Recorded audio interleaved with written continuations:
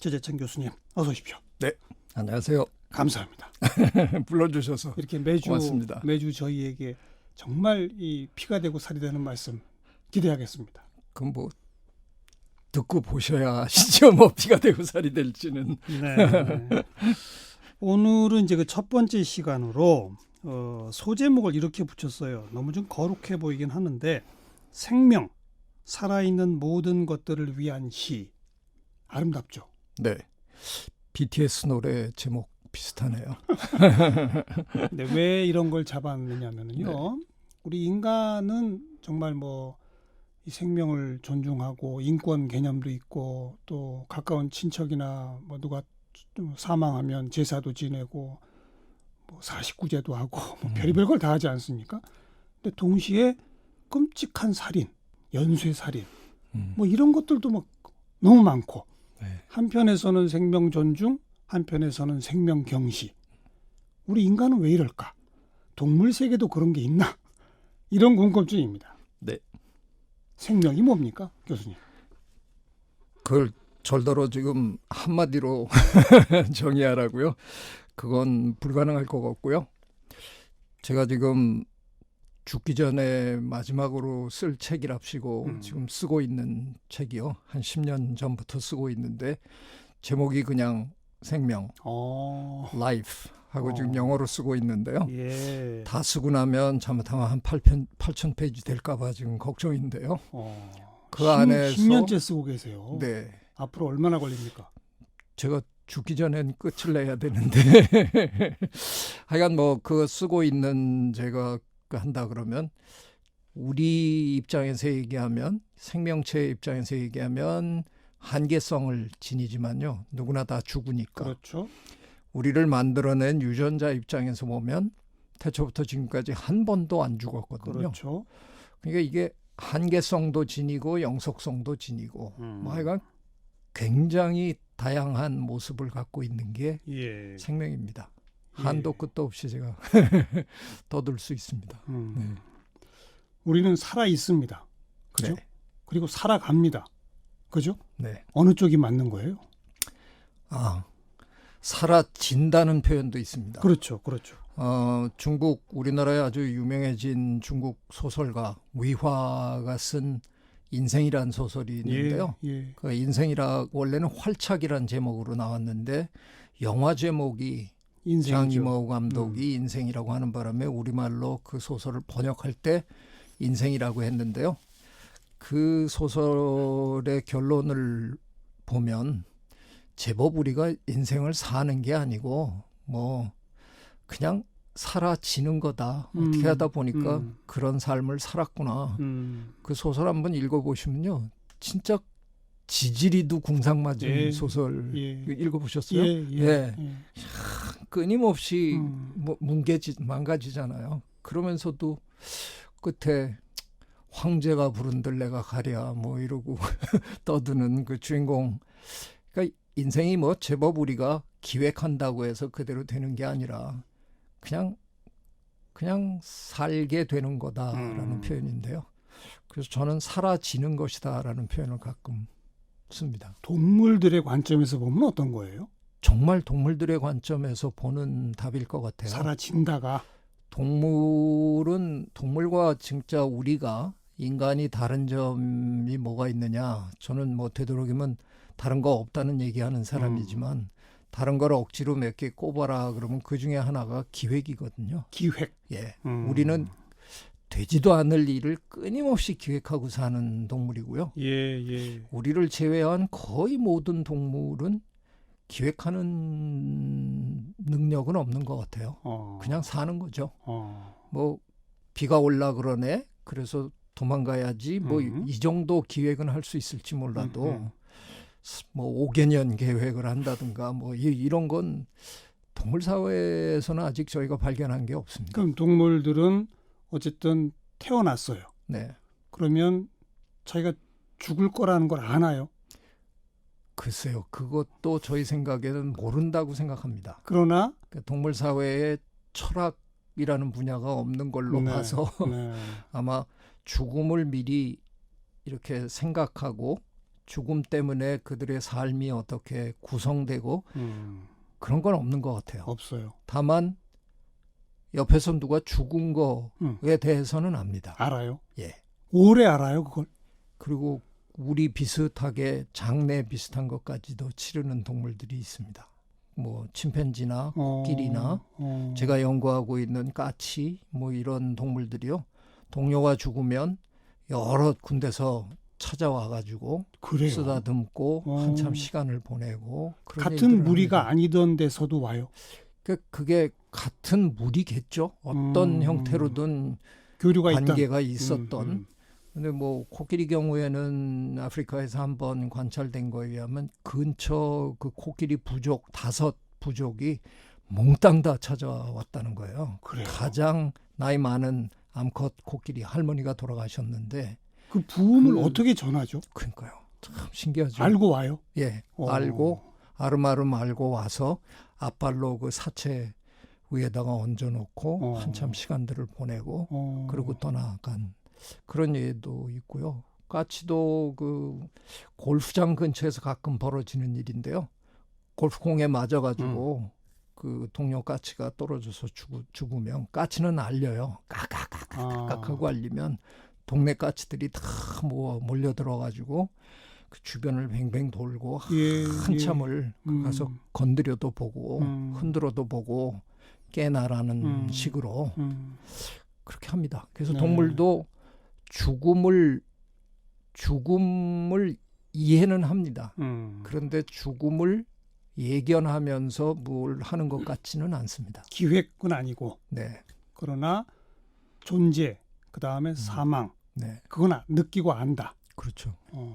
엄마 침팬지가 죽고 난 다음에 아들이 한 2달을 식음을 전폐하고 같이 죽은 경우도 있습니다. 그래요? 예. 그 엄마를 떠내보낸 걸 애도하다가 아이고. 자기도 그냥 같이 죽게 된. 뭐 죽으려고 그걸 기획한 것 같지는 않은데 하여간 슬퍼하다가 결국은 같이 죽게 된 그런 경우도 있습니다. 네. 뭐 예를 들어서 그게 1년 지나 2년 지나까지도 기억하나요? 코끼리들은요, 아프리카에서 그 물을 따라서 이렇게 이동을 계속 하거든요. 그렇죠. 그 북쪽으로 갔다 남쪽으로 갔다 그러는데 가다가 말고 일행에서 이탈하는 코끼리가 있다는 거예요. 그 어딜 가나 보니까 자기 엄마의 두개골, 자기 엄마의 머리뼈가 어디 있다는 걸 알고 그 길을 올 때 갈 때 약간 가서 그 엄마의 그 머리뼈를 한두 시간 이리 굴리고 저리 굴리고 그러다가 해마다 그렇게 들려서 엄마를 보고 가는 게 뭐 이미 여러 차례 관찰돼 있습니다. 네. 죽음을 오랫동안 기억하는 거죠. 네. 동물들도 우리로 치면 살인 같은 걸 하나요? 그럼요. 예. 뭐 그거는 이제 잡아먹기 위해서. 아니요, 꼭 그렇지. 그런 게 아닌데도 아닙니다. 예를 들면 뭐 침팬지나 이 정도 되면 1대1로 죽이는 것보다는 집단으로 죽이는 경우가 더 많기는 하죠. 그건 다 서열 싸움 관련된 겁니까? 뭐 그런 거 많고요. 최근에는 이제 침팬지와 보노보를 우리가 많이 비교를 하는데 침팬지는 좀 잔인하고 보노보는 굉장히 다정하고 협력적이다 그랬는데 그 최근에 그 동영상이 유튜브에 올라와 있는데요. 그 정말 마음에 안 드는 수컷 하나를 암컷 여러 마리가 어느 날 작당을 해서 죽여버립니다. 그 장면이 정말 잔인하도 그렇게 잔인할 수가 없습니다. 정말 열몇 마리의 암컷들이 그런 게 뭐 동물 사회에도 있죠. 근데 그게 우리만 그런 건 아니죠. 어떤 권력 관계 내지는 사회 관계에서 조금 아까 표현하신 정말 마음에 안 드는 어떤 수컷 이런 표현하셨으면 그 집단의 해가 되는 존재를 죽이는 건가요? 나름 그들 간에는 그 친구가 해가 된다고 판단하겠죠. 그래서 서로 간의 동의에 의해서 그런 거겠죠. 근데 우리 인간은 그게 아니잖아요. 자기의 목표를 위해서, 목적을 위해서, 뭐 돈을 얻기 위해서 살인 강도, 뭐 때로는 이런 그냥 우발적으로. 우발적으로도. 네, 심지어는 연쇄 살인까지. 네. 이런 건 없죠. 그런 예는 별로 동물 사회에서 저희가 뭐 이렇게 관찰한 케이스는 제가 아는 한 별로 사이코패스적 없습니다. 동물. 그러니까 사이코패스라고 부르기는 좀 뭐한데 그냥 굉장히 그 과격한 동물 있죠. 그래서 걔가 어쩌다가 상해를 많이 입혀가지고 걔한테 당해서 죽는 동물들이 있을 수는 있지만 우리가 얘기하는 사이코패스는 그냥 평범한 정신질환자가 아니잖아요. 그렇죠. 예, 그런 케이스는 저희들이 아직은 동물 세계에서 발견한 건 없는 것 같아요. 예. 자살하는 동물도 있나요? 이게 참 어려운 질문인데요. 예. 그 오랫동안 우리가 나그네주의라고 부르는 레맹이라는 조그만 설치류 동물이 있거든요. 저 북유럽에 사는데 걔네가 이른 봄에 때로 자살한다고 그냥 뭐 대놓고 예전에 한 3, 40년 전에는 논문에 막 실리고 이랬어요. 이른 봄에 얘네들이 이제 눈이 미처 별로 녹지 않았을 때 먹을 걸 찾아서 막 돌아다니다가 강물에 때로 빠져 죽어요. 근데 이제 캐나다 교수가 그걸 한 10년간 연구를 해봤더니 그 앞에 애들이 저 강을 발견하고 끽 섰는데 뒤에 애들이 몰라가지고 밀려가지고 예. 확 빠져 죽는 거였어요. 근데 그 한동안은 뭐 그 사실을 놓고 걔네가 자살한다는 전제하에 뭐 동료들을 위해서 다 같이 살라 그러다 보면 먹이가 부족하니까 동료들을 위해서 숭고한 죽음을 택한다. 뭐 별의별 그 논문도 많이 실렸는데요. 알고 보니까 다 아니에요. 그런 건 없고요. 저희가 알기로는 그러니까 아까 조금 전에 제가 얘기 드린 엄마가 죽고 난 다음에 2달 만에 따라 죽은 아들 침팬지. 예. 이건 자살이라고 볼 수도 있지 않느냐. 자기 스스로 자기 목숨을 버린 거니까. 그 몇 년 전에 미국에서 돌고래가 자살했다는 식으로 이제 보도가 됐어요. 네. 그 갇혀 있는 돌고래들은 거의 다 우울증을 앓거든요. 갇혀 있으면. 네. 그렇죠. 자기가 그렇죠. 잡혀 있다는 걸 돌고래는 너무 잘 알아요. 예. 그래서 시설에서 쇼하는 돌고래는 전부 우울증 환자라고 보시면 됩니다. 근데 그 돌고래가 수조 밑으로 들어가더니 안 나오더라는 거예요. 그래서 뛰어 들어갔는데 아무리 밀어 올려도 그러니까 거의 그 사육사의 나중에 표현은 그건 진짜 자살이네요. 이 한많은 삶 나 그냥 접겠다 하는 그런 느낌을 받았다라고 얘기해요. 그러니까 있을지도 모릅니다. 근데 아직은 자살을 하는 동물은 인간밖에 없다라는 게 아직은 과학계에서 저희 분야에서 받아들이고 있는. 예. 그러니까 자기가 어쨌든 부모로부터 태어나졌어요. 사라지는 건데 자기의 목표는 유전자를 퍼뜨리는 것.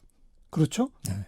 그것이 생명으로서의 기본 임무 때문에 자연적으로 수명이 다할 때까지 그냥 살아가는 것. 그게 동물의 기본인 거죠. 그렇죠. 이 세상 섭리고. 동식물 모든 생물의 기본이죠. 네. 왜 우리 인간은 스스로 목숨을 끊을까?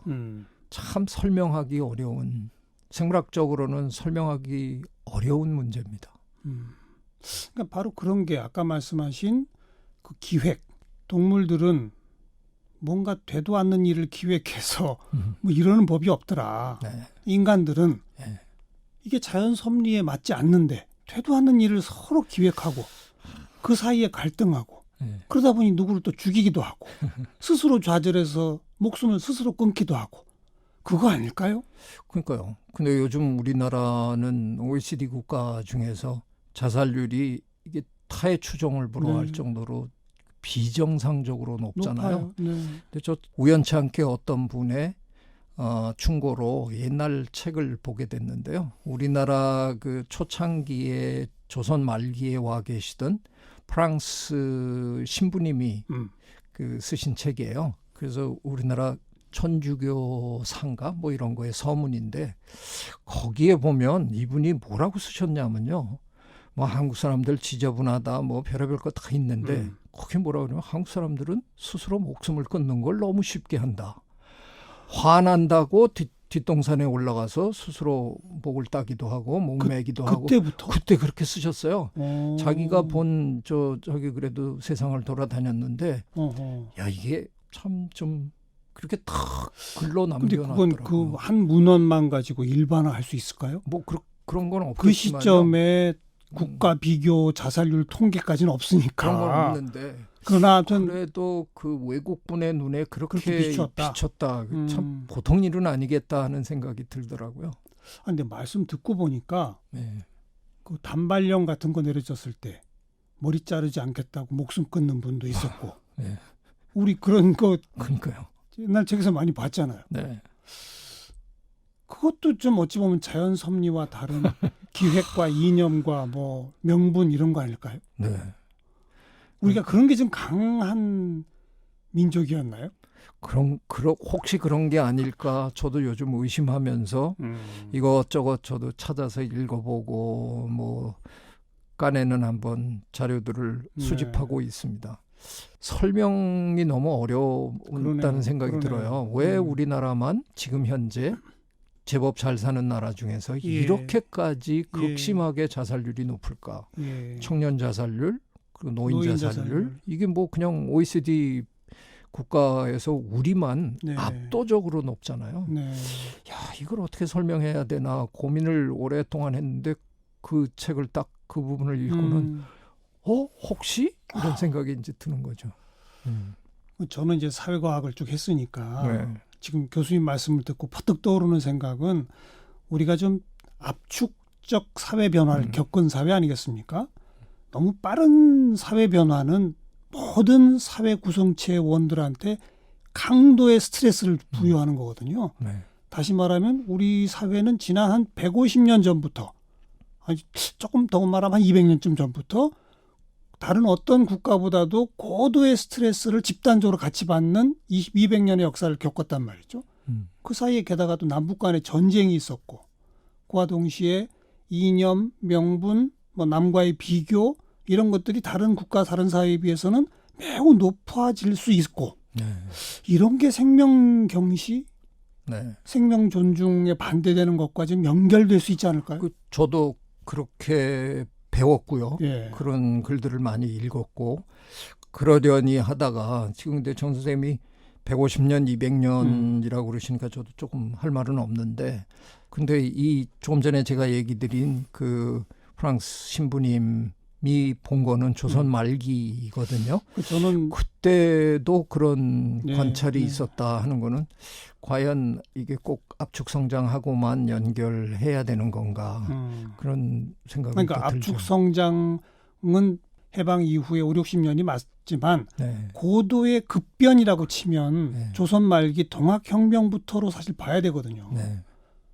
그렇다면 우리만큼 엄청난 스트레스를 겪어온 나라들을 한번 쭉 비교해보면 좋겠죠.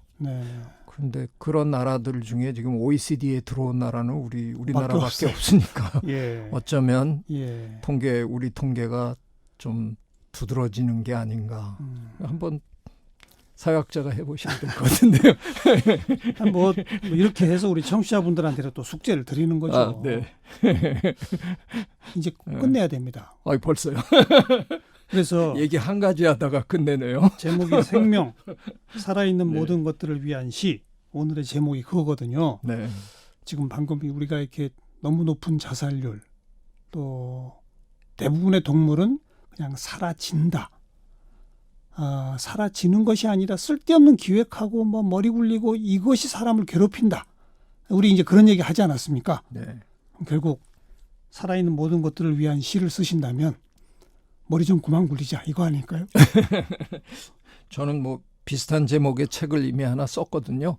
생명에 있는 것은 다 아름답다라는 책을 썼는데 뭐 사실 어떤 형태로든 살아있다는 건 아름다워야 되는 거죠. 그 삶이 얼마나 질척거리고 뭐 이렇더라도 존재하지 않는 것보다는 존재하는 게 어떤 의미에서든 아름다워야 한다는 게 제 그런 마음으로 동물들의 모든 거를 이렇게 한번 제 나름대로 쭉 글로 써본 책인데요. 예, 저도 동의합니다. 이게 우리가 아름다운 면을 보면 분명히 살아있다는 게 환희고 아름답고 축복이고 이래야 되는데 뭐 그렇게까지 불평하고 살 이유가 있을까? 내 삶이 아름답다라고 자꾸 생각하시길 바란다는 뜻이죠. 동물에게 배웁시다. 삶은 아름다운 것입니다. 최재천 교수 고맙습니다. 고맙습니다.